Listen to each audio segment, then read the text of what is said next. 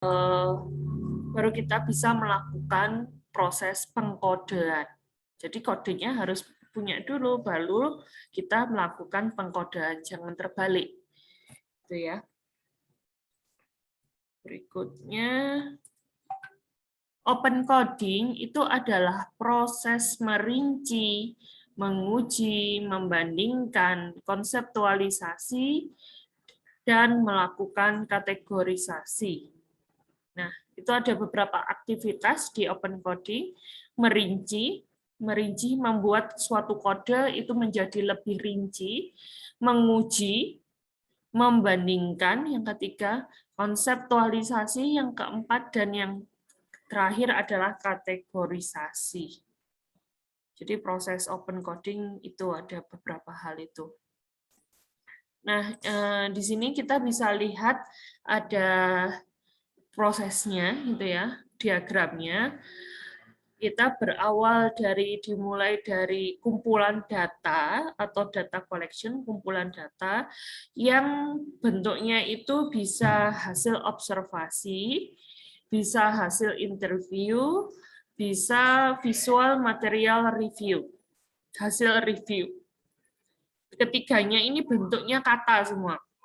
Hasil observasi atau hasil pengamatan yang dituangkan dalam bentuk narasi atau laporan. Jadi bentuknya kata. Interview, percakapan juga nanti harus dibuat dalam bentuk kata. Jadi apa yang sedang Anda lakukan? Nah, itu percakapan semacam itu harus ditulis. Apa yang sedang Anda lakukan? Ada percakapannya gitu ya, dalam bentuk teks datanya. Kemudian visual material review itu juga dalam bentuk kata, review, hasil review terhadap sesuatu, mendeskripsikan suatu objek. Nah, dari kumpulan data ini kita lakukan yang namanya open coding. Yaitu di situ ada dua hal dalam open coding, yaitu conceptual labeling dan categorizing. Conceptual labeling berarti kita membuat label-label secara konseptual, gitu ya, menandai. Nanti akan ada contohnya yang lebih jelas terkait conceptual labeling.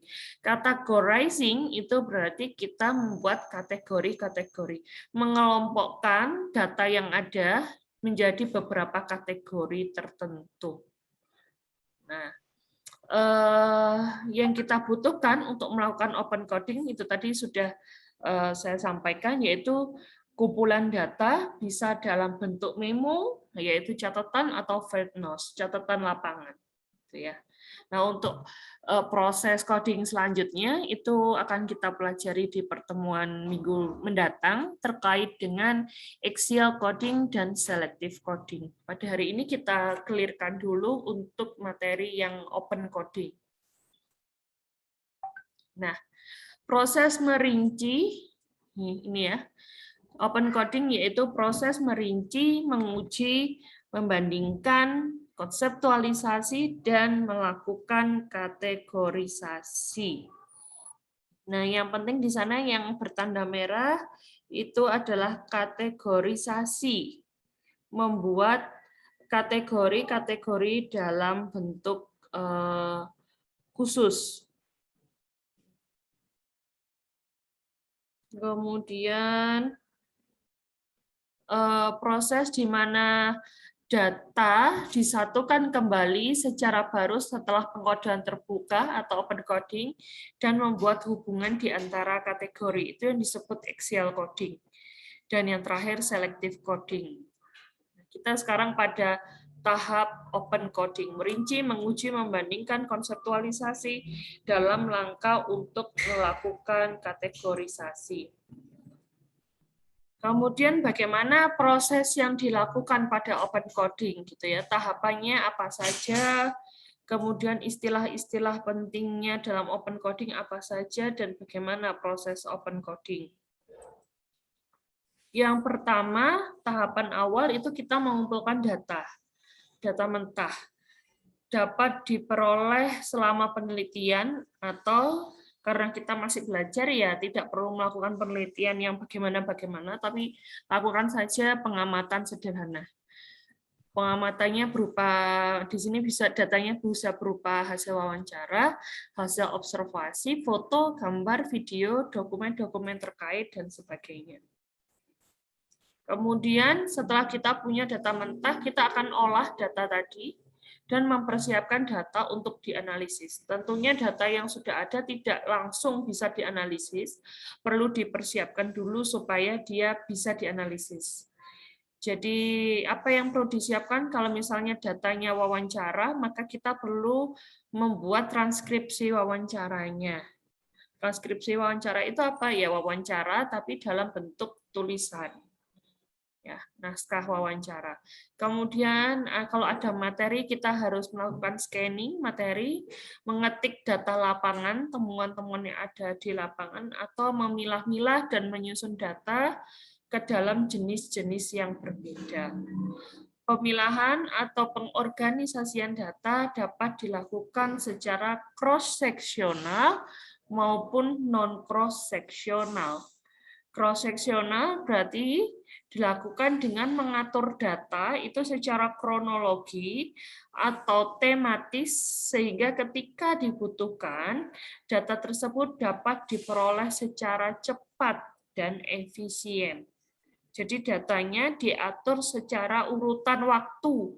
Mana yang terjadi lebih dulu, kemudian terjadi apa, habis ini apa yang terjadi. Nah, itu diurutkan secara kronologi waktu atau tematis ya. Kemudian non cross sectional berarti kita perlu menemukan berbagai hal spesifik dalam data sehingga memerlukan upaya lebih besar dari sekedar mengatur data. Yang non cross sectional ini tidak melibatkan aturan khusus gitu ya. Kemudian yang langkah ketiga, kita membaca keseluruhan data. Membaca keseluruhan data itu apa? Membangun general sense atas informasi yang diperoleh, atas informasi dan merefleksikan maknanya secara keseluruhan, seperti menentukan gagasan umum, apa yang terkandung dalam perkataan partisipan, bagaimana gagasan tersebut dapat diterapkan, bagaimana kesan dari kedalaman, bagaimana kredibilitas dan penuturan informasinya. Kemudian yang kedua, selain membangun general sense, peneliti juga kadang bisa membuat berbagai catatan khusus terkait dengan data yang diperoleh. Langkah 4, kita dapat menganalisis lebih detail dengan mengcoding data atau pengkodean data, yaitu mengolah materi atau informasi menjadi segmen-segmen tulisan sebelum kita memaknainya. Nah, proses coding ini ada 3 tahap. Yang pertama, kita mengambil data yang dikumpulkan, kemudian mengsegmentasi kalimat, mensegmentasi itu memisah-misah kalimat gitu ya, atau paragraf dalam beberapa kategori. Kemudian yang ketiga diberikan label dengan istilah khusus yang seringkali didasarkan pada bahasa atau istilah yang benar-benar berasal dari partisipan. Ada beberapa istilah penting dalam coding di sini. Yang pertama adalah kategori atau konsep, kemudian dimensi, kemudian yang paling spesifik lagi itu adalah indikator. Jadi 3 ini harus ada, kategori atau konsep, dimensi, indikator. Kemudian ada juga istilah label. Label memberikan nama dari setiap kelompokan intisari atau kata kunci. Ada contohnya di sana, ada label makanan bergizi, yaitu sayur, telur, daging, sapi, ikan. Untuk kategori, konsep-konsep yang sifatnya abstrak yang digunakan dalam penelitian kualitatif. Jadi 3 tahap yang perlu kita lewati dalam proses open coding ini adalah collecting, organize, labeling. Mengumpulkan, mengorganisir, dan memberi label. Ini prosesnya. Dan ini ketiga proses ini, collecting ini, itu kita bisa lakukan dengan mengumpulkan dan memikirkan hal-hal menarik berdasarkan temuan dari data mentah atau raw data, berupa jawaban informan. Kemudian ini bukan merupakan proses yang linier, maksudnya notice, collect, analyze itu tidak bisa dilakukan satu kali. Jadi harus dilakukan berkali-kali. Jadi itu notice, collect, analyze itu dilakukan terus-menerus sampai kita rasa data yang kita miliki itu sudah menghasilkan suatu informasi baru.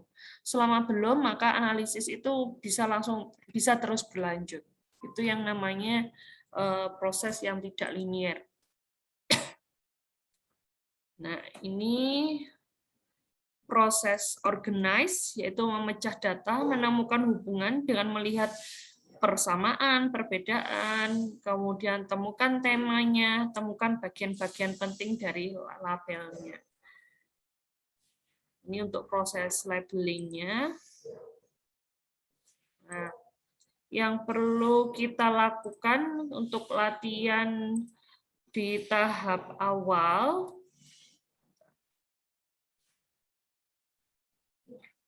oke, kita coba contoh yang ini. Ini ada teks, gitu ya. Kita ada teks. Nah, coba di antara mahasiswa bisa membaca dulu teks ini.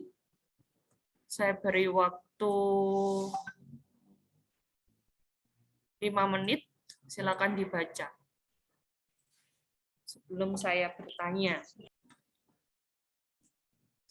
Dibaca, dipahami, kemudian coba Anda catat frase-frase yang menurut Anda itu penting. Itu langkah pertamanya. Silakan dibaca, dipahami, catat frase-frase yang penting. Saya beri waktu 5 menit.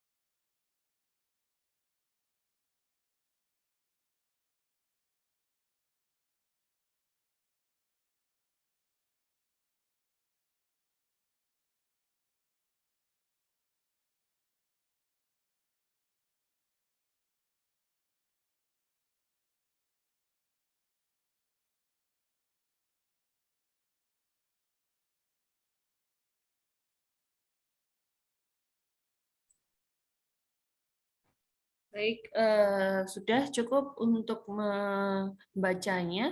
Mungkin ada di antara kalian yang mau sharing kata-kata apa saja yang bisa Anda tandai dari teks ini. Silakan. Siapa? Fajar mungkin? Fajar Kartika?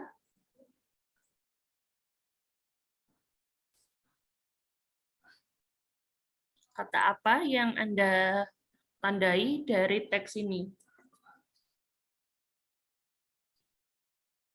Silakan, Mbak.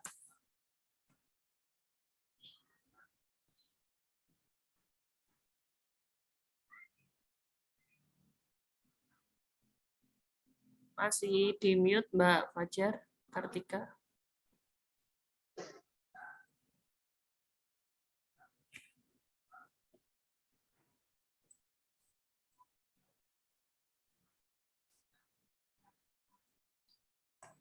Kata penting apa yang Anda dapatkan dari naskah ini, dari teks ini?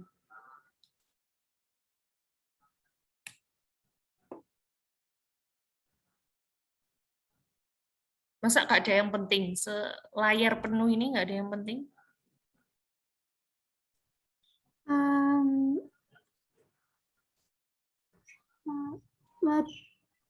Mahal dan populer. Mahal, mana mahal? Baris keberapa? Yang pertama itu. Oke. Oke. Mahal dan populer. Kemudian apa lagi?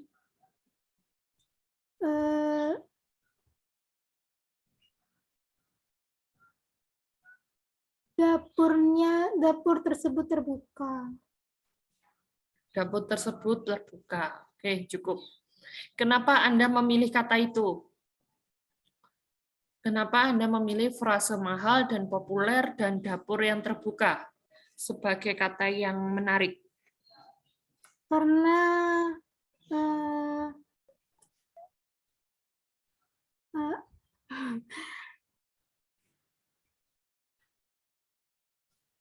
kata tersebut menjadi daya tarik. Iya, kenapa? Itu codingnya satu mahasiswa dengan mahasiswa yang lain nanti mungkin berbeda, tergantung dengan sudut pandangnya masing-masing begitu. Jadi kalau menurut Anda itu menarik, kata itu perlu untuk di-coding, bagi teman yang lain bisa saja kata yang berbeda. Tapi sama-sama betulnya. Cuma Anda harus bisa mengutarakan sebabnya apa, itu kata yang itu yang Anda pilih begitu.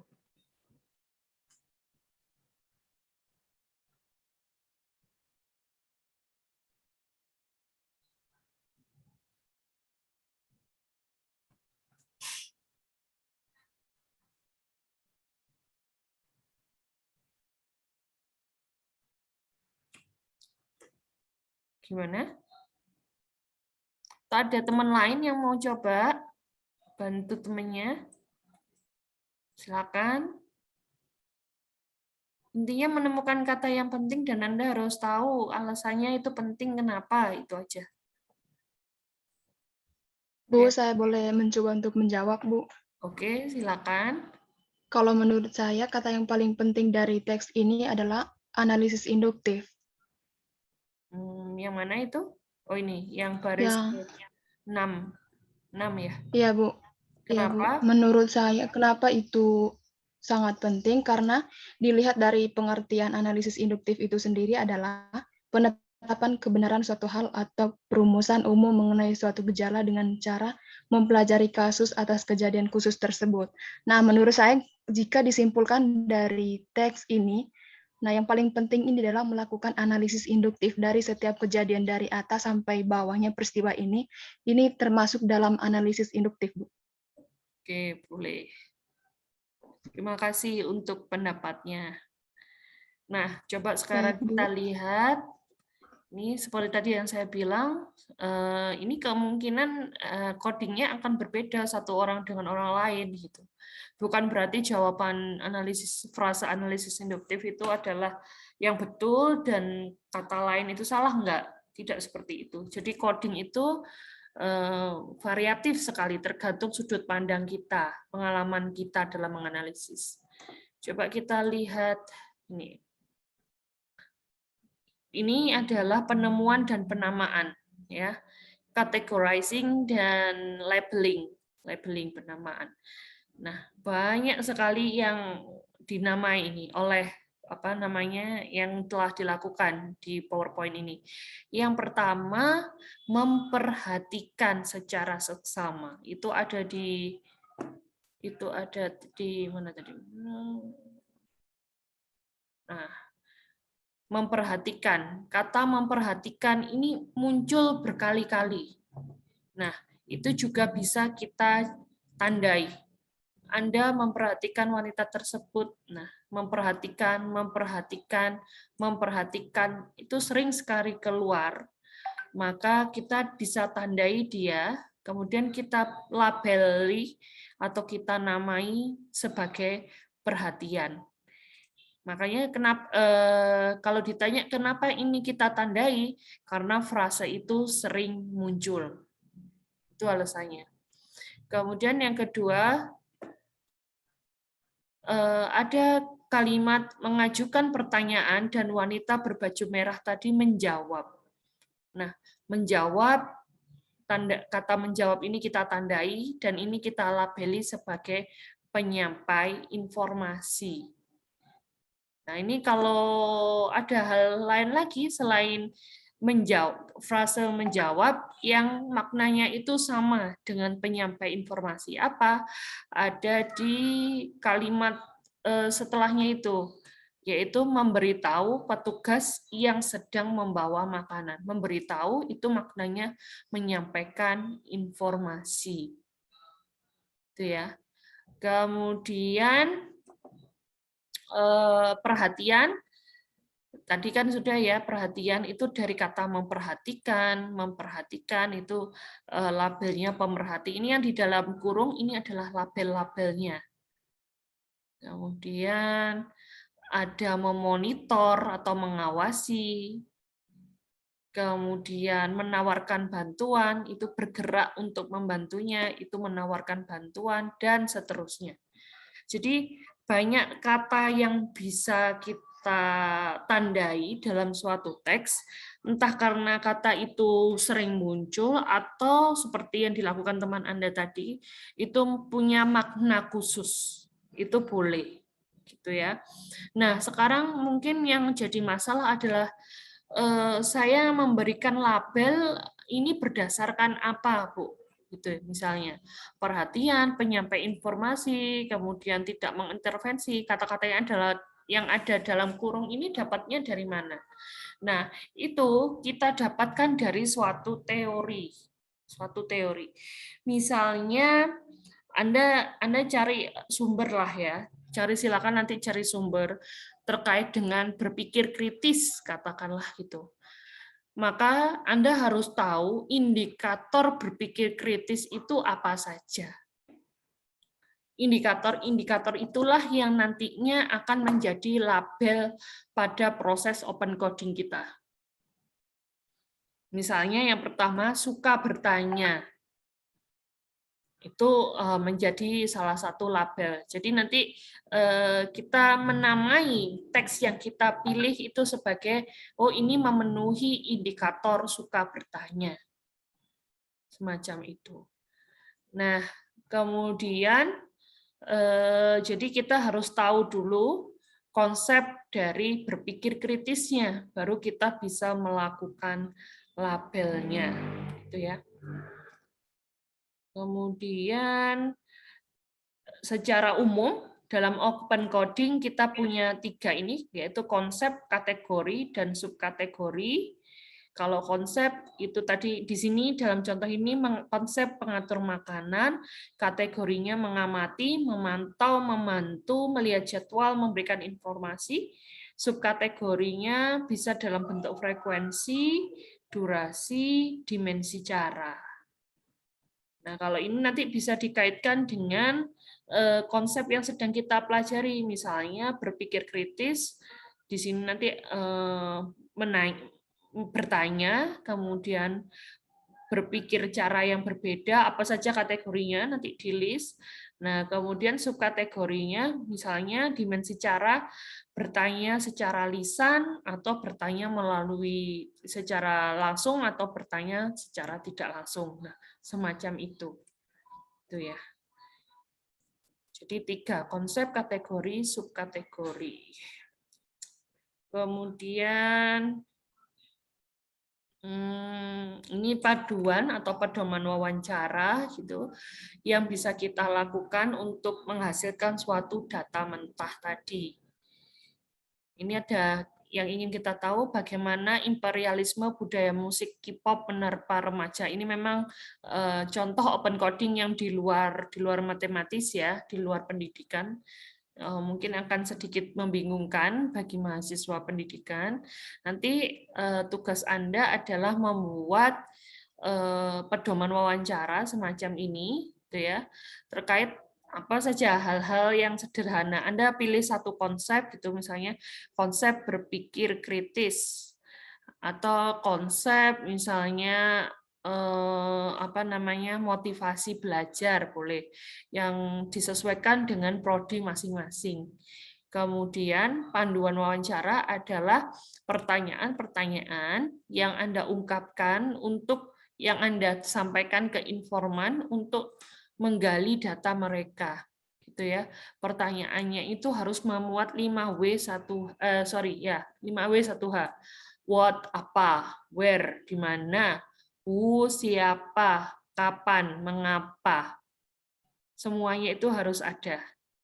Gitu ya. Dan pertanyaan-pertanyaan ini sifatnya bukan yes no question yang dijawab singkat, tapi harus dijawab panjang.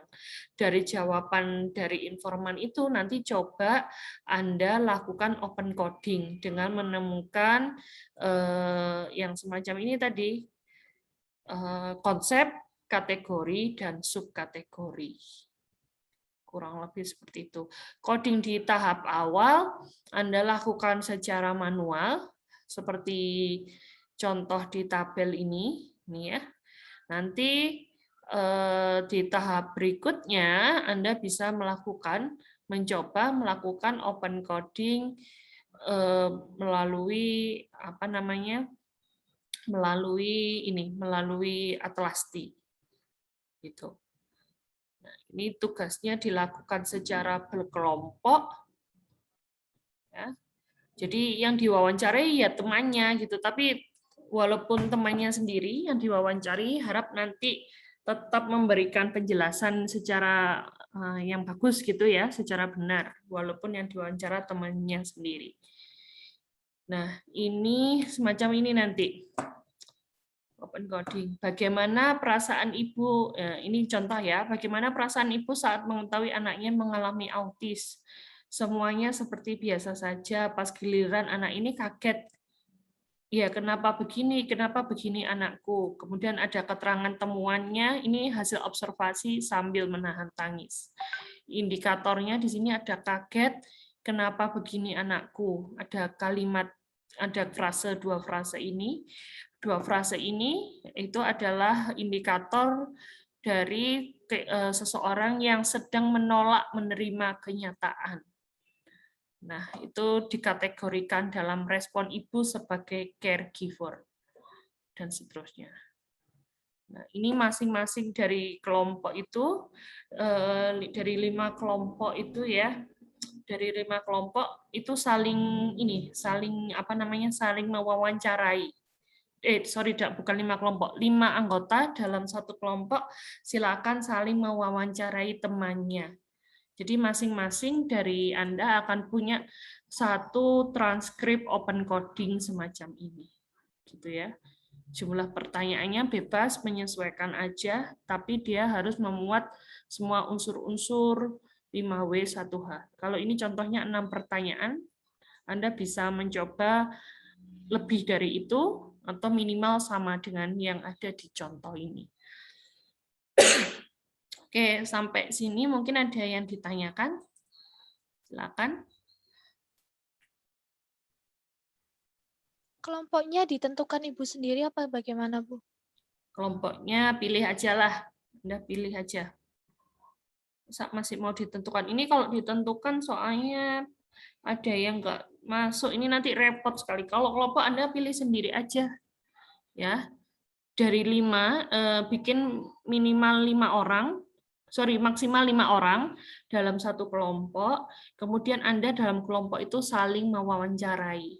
Hasilnya dilaporkan dalam bentuk tabel yang terakhir itu tadi.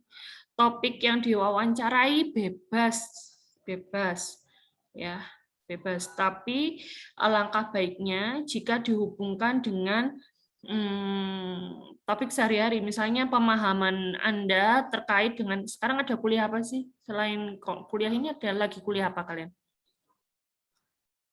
Tadi ada kalkulus sama filsafat, Bu. Oke, kalkulus.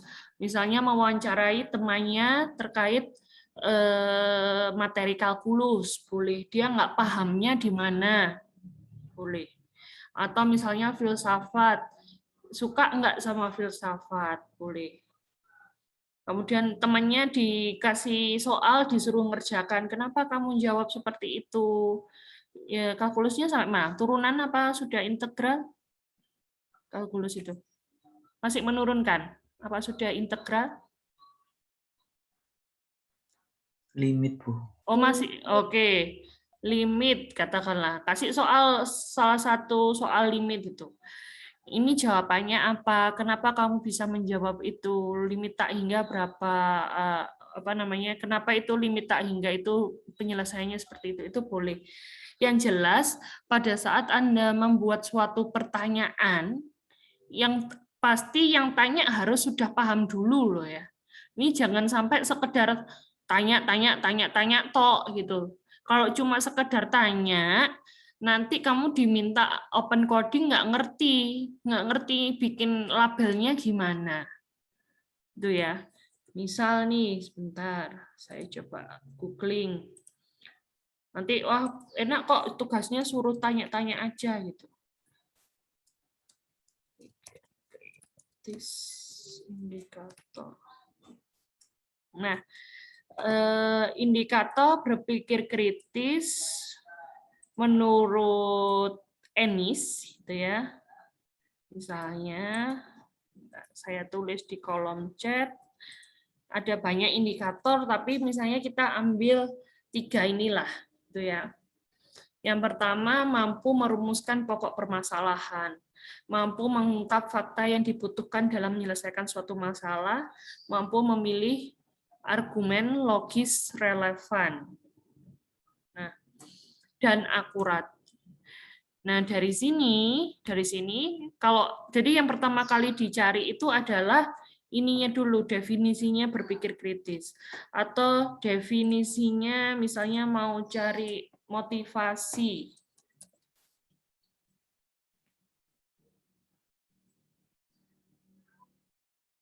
Dan itu harus ada ininya ya, harus ada sumbernya. Maksudnya dari Ennis, ini kemudian motivasi kerja menurut ini, menurut itu harus ada tokohnya siapa. Nggak boleh bikin indikator itu kamu ngarang sendiri, nggak boleh. Cari yang ada sumbernya. Kemudian yang pertama indikator motivasi kerja, yang pertama tanggung jawab memiliki tanggung jawab pribadi yang tinggi terhadap pekerjaannya. Kemudian yang kedua, prestasi kerja melakukan sesuatu pekerjaan dengan sebaik-baiknya. Nah, Anda ingin tahu 2 hal ini nanti dengan cara wawancara ke temannya. Misalnya ada temannya yang sudah kerja. Wawancaranya apa? Karena yang ingin kamu tahu kan apakah dia punya tanggung jawab ya. Berarti pertanyaannya jangan apakah kamu bertanggung jawab, bukan gitu. Tapi begini, jika ada tugas yang perlu diselesaikan di tempat kerja, sementara kamu juga ada jadwal kuliah atau tugas kuliah, maka mana yang kamu prioritaskan, pekerjaanmu atau kuliahmu? Dari situ kita bisa menyimpulkan dari jawaban temanmu, apakah dia sesosok yang tanggung jawab atau tidak, dilihat dari sikapnya. Kurang lebih semacam itu. Ya. Jadi yang perlu dicari dulu yang pertama adalah suatu konsep semacam itu, entah konsep apa saja boleh. yang dalam hal ini adalah konsep motivasi gitu ya yang saya contohkan. Setelah Anda memilih suatu konsep, kemudian Anda buat wawancaranya Anda buat, kemudian coba diimplementasikan ke temannya. Nah, setelah itu Anda lakukan labeling itu tadi berdasarkan konsep dan indikator yang sudah Anda pilih di awal. Laporannya dalam bentuk tabel-tabel itu tadi. Itu ya. Silakan kalau ada yang ditanyakan lagi. Ada lagi? Cukup jelas, yakin jelas ini. Aku izin bertanya. Jadi di kelompok itu kan maksimal 5 orang. Jadi satu anak itu buatnya satu gitu atau gimana? Gimana?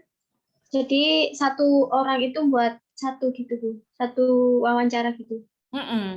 Jadi misalnya Fajar, Khalid, Fitrotin, Ilyas, Vinika, satu kelompok. Fajar Kartika wawancara Khalid. Khalid wawancara Fitrotin, Fitrotin wawancara Ilyas, Ilyas wawancara Vinika, Vinika balik wawancara Fajar Kartika. Gitu. Di tahap awal seperti itu. Cuma satu temannya aja dalam satu kelompok itu yang diwawancara. Nanti nanti aja. Tapi kelompoknya tidak boleh berubah ya. Nanti ada saatnya Fajar kelompoknya harus tetap, ada saatnya nanti di pertemuan-pertemuan berikutnya Fajar Kartika mewawancarai 4 orang anggota kelompok. Kalau sekarang cukup 1, tapi nanti ada saatnya kita perlu wawancara lebih dari 1 orang dalam kelompok itu. Seperti itu. Oke, ada lagi?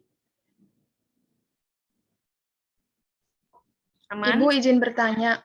Ya, silakan. Kan itu kan disuruh tadi diwawancarai temannya satu-satu, dan untuk hasilnya itu nanti apakah dikumpulkan masing-masing atau hasilnya itu kumpul bersama gitu, Bu? Ya, kalau yang awal ini masih kumpul sendiri-sendiri, kan hasilnya masih 1 orang 1 ya, yang dalam bentuk tabel itu. Sendiri-sendiri, Mbak.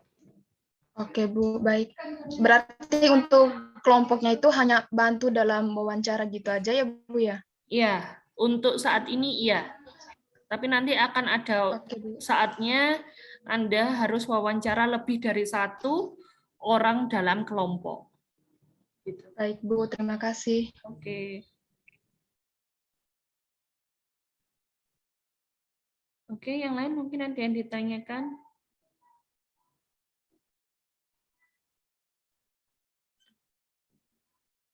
Oke, nanti jika ada pertanyaan lainnya, silakan Anda semua bisa di-sharing. Biasanya memang kalau gini nggak ada pertanyaan. Nanti kalau sudah mulai ngerjakan, mendekati dan dikumpulkan, wah itu heboh sendiri.